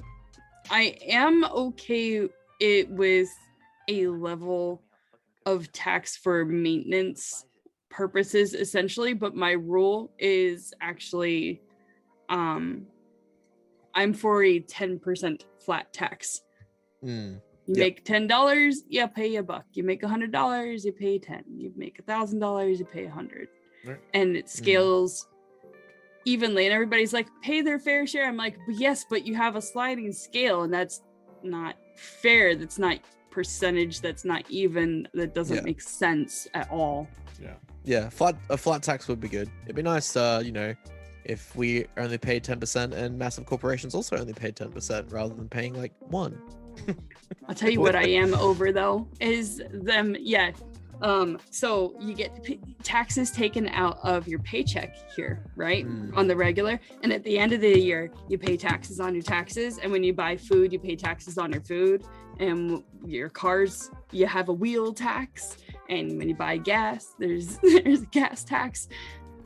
So they tax you. I heard you like taxes. Right. They tax you on literally everything all the time and then go, whoa. Yep. We need more. Yeah. No, I mean, don't. well, they're already talking about having like Pete Buttigieg said like he wants to implement like a driving tax, like COVID tax. Yeah, like it's wild. Like COVID tax. I'm calling it now. Right. In the future, COVID tax. I know that I don't know what the justification will be, but I reckon it'll be a thing. You know what? Well, you know what? I know how they could sell it. And please, dear government, do not do this. Please don't be listening. Don't give them ideas. I don't want to give them ideas, but like, here's how they're gonna do it. I can tell you right now, they're gonna say, you know, you guys have been okay with helping out your neighbors with their medical bills through taxes and through welfare programs that are absolutely helping people when they need it, right? Well, so we're going to institute the COVID tax so that you can help yourself and your neighbors pay off your debt that you owe us now for taking care of you. And I'm over here like, but we were told that we were getting, because at least under Trump, we were told we were getting essentially it was set up as like an early tax return kind of thing, right? The stimulus like thing. Yeah. But I could see them turning it, if that continues on forever and ever and ever, is just like a COVID tax. New York actually has a COVID tax. Do they really? God. Oh my God. I was on Twitter the other day, and one of the people I follow, he was actually on Subtweet this probably a couple months ago now.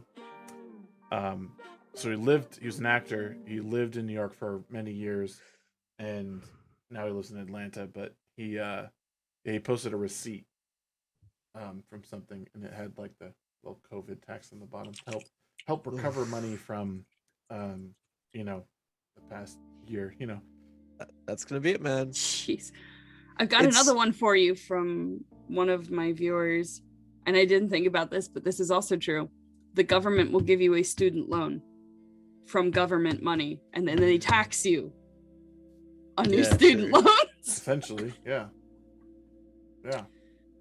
God, I'm not looking forward to doing taxes this year because, I'm also independent contractor. Like, I do disability support work, I do delivery stuff as well, like courier and whatnot. And I've also been making money off crypto, so I'm gonna have to pay taxes on that as well. Dude, tax time is gonna be fucked. It's gonna be so bad. I'm gonna have to figure out so many things. Like because I've been like, are you on that Dogecoin? No, my paper hands. My paper hands. I pulled out at like 9 cents as it dipped. Yeah. I bought in at less than 1 cent and pulled out at 9 cents. So I still made a decent return, but I actually fucked it up today. I bought in at 5 cents, and then yesterday I was like, all right, I'm gonna do the thing where you sell it high and then you get back in when it's low. I fucked up. When it just kept going up. Yep. Yeah. And then I panicked and bought back in at a much higher rate. Yeah. You never buy back in. Here's the thing, is I put $150 in, right, at nothing, and I ended up buying back in at 43 cents. It is gonna keep going. I know it is. Oh yeah. Did it hit 43 cents? Last I looked, it was a quarter. It hit 47. Holy crap. I bought in, thankfully not at 47, but Axel's like, I had 3,000 Dogecoin, and now I've got 2,080. Oof. Oh man, I feel I'm not gonna do it again because I am so bad at it. I'm just like I'm not gonna screw up like that. If you want some good crypto advice, like if you ever have like a spare like $50 or $100, chuck it on like Binance or something, and just chuck it into like a really cheap cryptocurrency.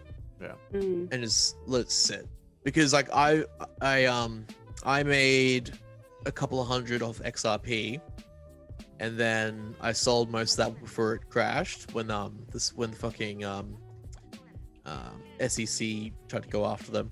And then I took that like couple of $100 I made, split it up across like 5 other like really cheap cryptocurrencies, and a bunch of those like quadrupled. Awesome. Yeah, like it's just crazy. Like crypto's so sick, man. I love it. Yeah, best to just buy like $100 worth of really cheap crypto, and then watch it go up. That's awesome. And you know what? It's still really super cheap, and I still think that it's gonna go up, and I think I can still continue to make money at it. I just could have. The sadness is I know that I could have made more by Diamond not hands. doing You gotta have diamond hands. anything. Yep. Yes, by not doing anything. And the thing is like I'm still up, even though I have less, and that's kind of sad. Like, we're not doing badly. Yeah, exactly. Well, like I still honestly, have more than I started with. Yeah, any return's a good return. And if you're like Xing your investment, that's great. Like if you're 2, 3, 4 Xing your investment, that's awesome. Like if I mean in some cases people are like 40, 50 Xing their investment, like it's crazy. Right. Yeah. 40, 50, I'm nuts. not familiar with that terminology. So Actually. like timesing. So if you if you bought in at 1 cent and it goes up to 10 cents, you 10x your investment. Yeah. Right? Like you 10 times your investment. Yep. God, I didn't. I guess mine went up by. I guess I 20x'd it. Yeah. Yeah. I ain't There you mad. go. Anyway. Yeah, that's fucking that's crazy. That's like it is honestly like I mean with the whole like the GameStop thing, like that was a whole similar thing as well. Like people were like 400xing, which is just nuts. One Oh, thing yeah, is the people- fruit of the other. Millionaires were made Yeah. off of that thing. That's crazy. Yeah. My brother made out like crazy with the GameStop thing. They got in pretty low. Must be nice. That That's why, worked like, out. after watching this year of like just, especially with like crypto, like watching, watching like some new ones pop up and everything, like a couple of them that are so low. I'm like, see, this is like where I want to like buy into them and just, you know, like I even thought I was like, That's the way to do it, man. Watch Yeah, it, wait and see what happens. Yep. Yeah. Like I just have like Binance on my phone. You chuck a couple of hundred, like 100 into a couple of different really cheap cryptos. Like ones are like 0.000003 cents or something like that. Yeah. And then, you know, if it goes up 0.000006 cents, then you've doubled. You know, Right. and like there was one that I bought in. I put $10 on it when it was 0.00006. And now it is at 0.001. Wow. Yeah. Nice. that dude. $10 turned into like $300, $400. Yeah. And that's the So, thing is like- like I think especially as the United States, like they're just printing money, and Yeah. that's why you're seeing so many people jump on these things, because they're watching their real money devalue so much in these other decentralized currencies, these digital currencies. So like, why aren't we like, this is the future here, like Yep. we need to get on this. And Yeah. Well, so I'm loving this because my entire stream yesterday, I did a 7-hour stream. It was not supposed to be a 7-hour stream of just playing around on freaking Robinhood, trying to do the thing and failing at it miserably for 7 hours. That'd be pretty good content, honestly. Like, I deleted the video because it was too long. But Take $500, chuck it onto like some trading site, and just day trade for like a few hours and see how you do. oh man, I don't know if I have the mental bandwidth. I don't for have the that. money. Right. Well, yeah. Actually, now that I have my tax return, like, Dude, like, tax that's my- return is the perfect way to get into crypto, dude. I know. Tax return, just like fucking split it up into a couple of chunks, chuck those chunks into something, and just. I told my sit wife I'm and already just- doing. I'm like, I'm gonna take some money, I'm gonna put it into crypto, because I have like Yep. 5 or 6 I think picked out, and Yep. and just kind of, I'm not gonna go probably as much as what you're saying, but even still, like, just I think my plan is to take like 250 and like split it up between a couple that I think. Yep, will that's a do good all idea. right. That's honestly like have- such a good idea. I had 300, and this was actually at the outset of the year. I was like, I've wanted to do this for a while and I haven't gotten into it. So in January, I put some into Bitcoin, and then in February, when Doge started to get just a little bit of attention, I went ahead and bought in. into that, and both of them have done quite admirably. Of course, Bitcoin is slower but more stable. Yeah. Near as I can tell. Bitcoin's a lot more stable than other ones. Like Bitcoin is like an actual like legitimate store of value compared to other cryptocurrencies. Mhm. Like it's one of those things where like it might go up and down a bit, but over the long term it's going to go up, right? Yeah. As long as people still support it as a store of value, because the thing that gives it value I is think the fact it's that people only support it. gaining value like crazy right now as more and more companies are starting to accept Bitcoin as a form of payment, which is fantastic. And it's made its way into the physical world. Now you have credit cards that run off of Bitcoin, which is huge. You know, now that it's like it. I mean, it is money. So. Yeah. Right. Yep. I'm super excited about that. Anyway, sorry, I don't even know how we digressed exactly onto that anymore. I mean, crypto is a far right movement, you know, as they say. We got we got into this. This is part of why I ended up in a 7-hour stream, because like I had one person come in here and go, "Oh, the leftists," and I had another person come in here and go, "Oh, the conservatives are trying to." I'm like, it's not a partisan thing. It's a class thing. It's all of the really affluent, honestly, largely disconnected affluent people went, "Oh, if you invested, you know, you wouldn't be so poor, you stupid millennials." And we were like, "No, wait, don't pump GameStop. You're gonna sink a few hedge funds." I have the best meme laying around. It says, "Oh no, the poors did a capitalism." Yeah, exactly. Yeah. And the funny thing is on the left they'll go, yes, see how we can exploit capitalism and how bad it is. I'm like, yes, how bad that you made a whole bunch of money by exploiting a thing that exists for you to do that sort of. Anywho. And then the right is like, yes, this is how capitalism works. Hello. How it's meant to work. Right, and that's how it's meant to work. Yeah, it's amazing because even though they're coming from different perspectives, the result is the same, and I think it's part of they reach the same conclusion. Yeah. Yes. Yeah, the irony of this. It's very amusing to me. The irony of so much of Twitch nowadays is that like these big giant streamers complain about places like Amazon and big things. It's like when they're getting their checks cut from them. From it's Twitch. like you are direct adorable. Beneficiary of capitalism, and you're sitting here pushing like socialist ideology. Like what does it matter? Yeah, dude. Like he's the biggest fucking fraud, man. He is, and he's streaming right now. I follow him just so I can like watch his like garbage. Like it's just funny. And when I watch him on like Politicon or something like that, I just laugh. I'm like, the guy operates like every other leftist. It's just they appeal to the emotional side of things, and that's it. He's a pretty face. That's about it. Other than that, he's just got to roll my eyes at him. But, you know, there's a part of me that wants to say no, that's like not possible. But I've met so many other streamers that their entire platform is, look, watch me virtue signal. Give me money. I hate capitalism. Give me more money because I'm cute. Look, boobies. Money. Yep. And I'm like, well, it works, right? You're using capitalism right now.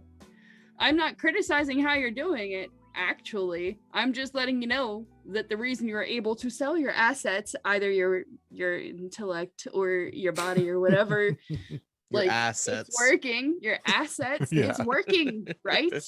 So this is a good thing. It's paying your bills, right? And for those of you who are more well-known, larger channels on Twitch, you are making plenty of money. Right. They certainly aren't redistributing that wealth to the little guys. Like I'm still waiting on my check from like Shroud or Hassan or any of those guys who think that's how the world should be. To be fair, I mean, you know, in the socialist utopia, there would be no bills. You would just be dead. Yeah. Yep. I don't want to die. That's why I actually do like a Axel Jones character on my stream sometimes. So like instead of Alex Jones, it's Axel Jones. So I Okay. put on the globalist voice of this. I've got like a news ticker that has like a bunch of conspiracy stuff on it. That's awesome. Yeah, You know, dude. I gotta say, like the problem, I kind of need to see your channel now. the thing that is so messed up to me is that, like, you know, say what you want about outlets like InfoWars or Project Veritas, like the issue is that they've been right way too many times for them to be like considered conspiracy theorists anymore. Like, yes, Yeah. like Alex Jones is a absolute nutcase, but like so much of what he's talked about in the past has been real. He has been uncomfortably correct. It's like, that can't possibly be, oh, it's kind of true. Oh, Right. bunch of pedophiles flying to an island. That's That sounds not real. crazy. Like, that can't possibly be oh, that is also true. Right. That's awkward. You know, it's like, Yeah, it's Yep. very awkward. yeah. And now you have the microchip thing that takes COVID Oh god, under the your skin. microchip thing. Oh. Right, and everyone like Oh, every man. single like And the blood thing, the youth, the like drinking the blood of children or the youth or whatever youth. Did you see that? Made like it can it made extend like your- an article. yeah, it can Yeah. extend your Like, life, or they're putting billions of dollars into it. Like, wait, what? Yeah. This can't be real. Like this. That was in this Silicon is Valley. obviously an actual Yeah. conspiracy theory. There's no way that this is true. And then you keep seeing it, and you're like, oh no, I don't want it to be true. It's I don't know what to do anymore. Like, that's why I mean, like, when organizations like that start like actually like presenting the truth, it's you got to wonder, like, where do we go? Because the outlets that everyone has trusted for years and years and years, you know, our grandparents grew up on, and like they sat at 5 o'clock every day, you know, Heck, watching I grew it. up on it, waking up at 6 o'clock watching the news. with Yeah, my and mom. it's all garbage now. It's all race bait. It's all identity bait. Like, there's a complete Although- lack of individualism anymore. It's all you're a part of this hive mind, and if you deviate from that, you're done. And it is the weirdest reality to live in, because even people that I've been close with my entire life and family, they sit there and they just parrot this like weird liberal talking points, and I don't It's even like not- to use those terms, but What like, I'm about to say is very not kind, but I'll take this one from my husband. Is they start to sound like NPC characters. yeah, It's Eric July says that. because you'll ask people a question yeah, and you'll ask one person and they'll give you like verbatim in the exact vernacular the exact same answer as the next person you ask. And it's actually honestly just really super creepy, because like normally when is. you ask people a question and they are thinking for themselves, there will at least be a couple of vocabulary words mixed in there that are different, but we're talking like exact copy, yeah. Yep. Yeah, like so- plagiarism copy. Like, yeah, and it Non-playable cunts, right. as we say. Well, and it's funny that he said it, because I watch a lot of Eric July, you know, Young Ripa 59 on YouTube, and he says that all the time. He'll say, you know, like, especially when he gets in spats on Twitter, he'll be like, you know, go get your firmware updated, you NPC. Like it's time. I for haven't an heard update. it from a lot of people, so that amuses me greatly. Yeah, I mean, it's Pretty just, funny. yeah, it's wild, and that's exactly how they act. And you know, my Candace mom, says I love her mom to death. is one of the NPCs. Yeah, like, that's my mom could be the same way sometimes, or, you know, like, so I went home. I flew home with my kids recently. I'm from Connecticut, so we hopped on a plane. We got a COVID test before we left, and I remember my mom was on the phone with her like 3 or 4 days before I left, and she was like, I'm just worried about, you know, you being on the plane, like I was like, well, I'm vaccinated fully, first of all, and kids aren't really part of the demographic that spreads, and they're not affected by it. She's like, well, I just don't know. Like, what if I get it? You just like bring it here. And what about your grandmother?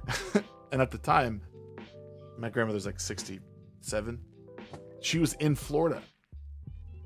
Like, she was in Florida with her best friend, you know, a state that's like everyone's like freaking out about because they just like lower all the restrictions. I was like, what are you talking about? She's in Florida right now with her best friend, like with no mask on. Well, I was gonna say with everything open and enjoying her life, probably. Yeah, right. And spring break. It was almost like I broke her out of that reality for a moment, and she's like, "Oh yeah, Yeah, like, yeah, I guess she's fine." Okay, like yeah, just come. I'm like, yeah, I'm coming regardless. Like, it's just, I'm not gonna panic over a virus as a 99% survival rate for most people. Like, sorry, forgive me, but You're fine. I was like, this past time when I caught COVID, my entire complex caught it at about the same time.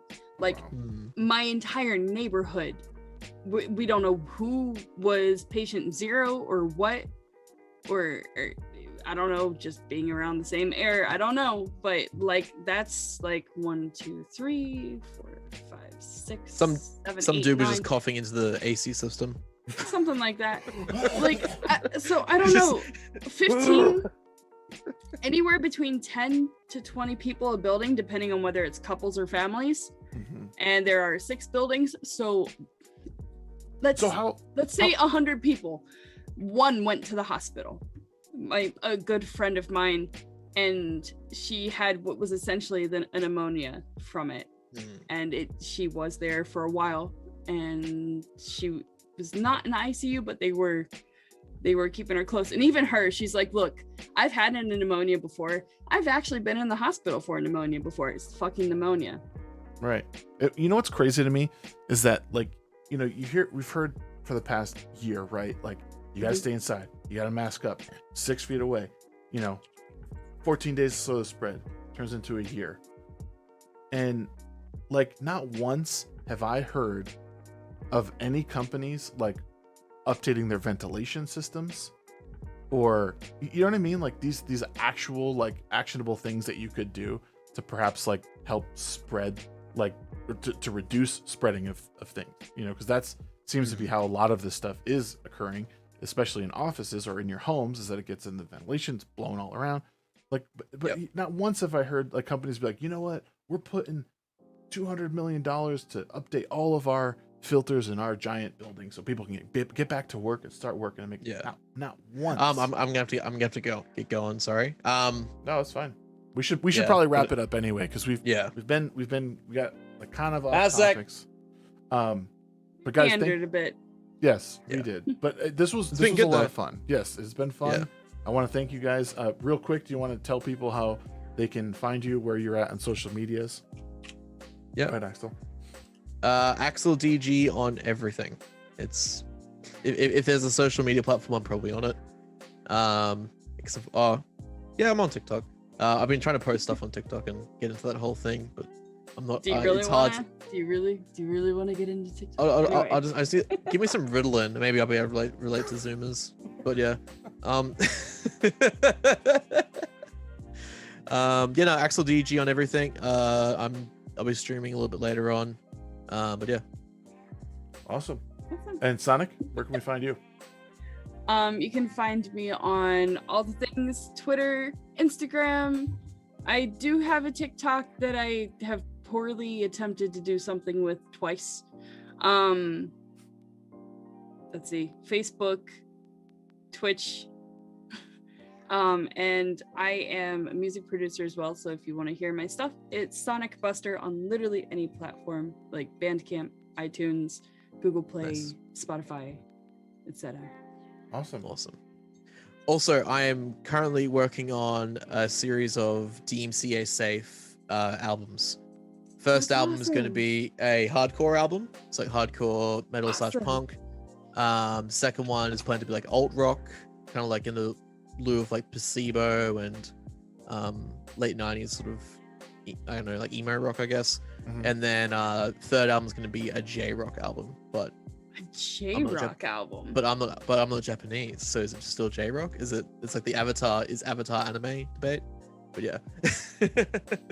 Curious. Yeah. Very cool. Well, we will look out for those things, guys. Thanks again for joining us. We'll be doing this again. The plan is every Friday night around this time, around 8 p.m. Pacific, which is around 11 p.m. Eastern. It's a late night, but we have a great community.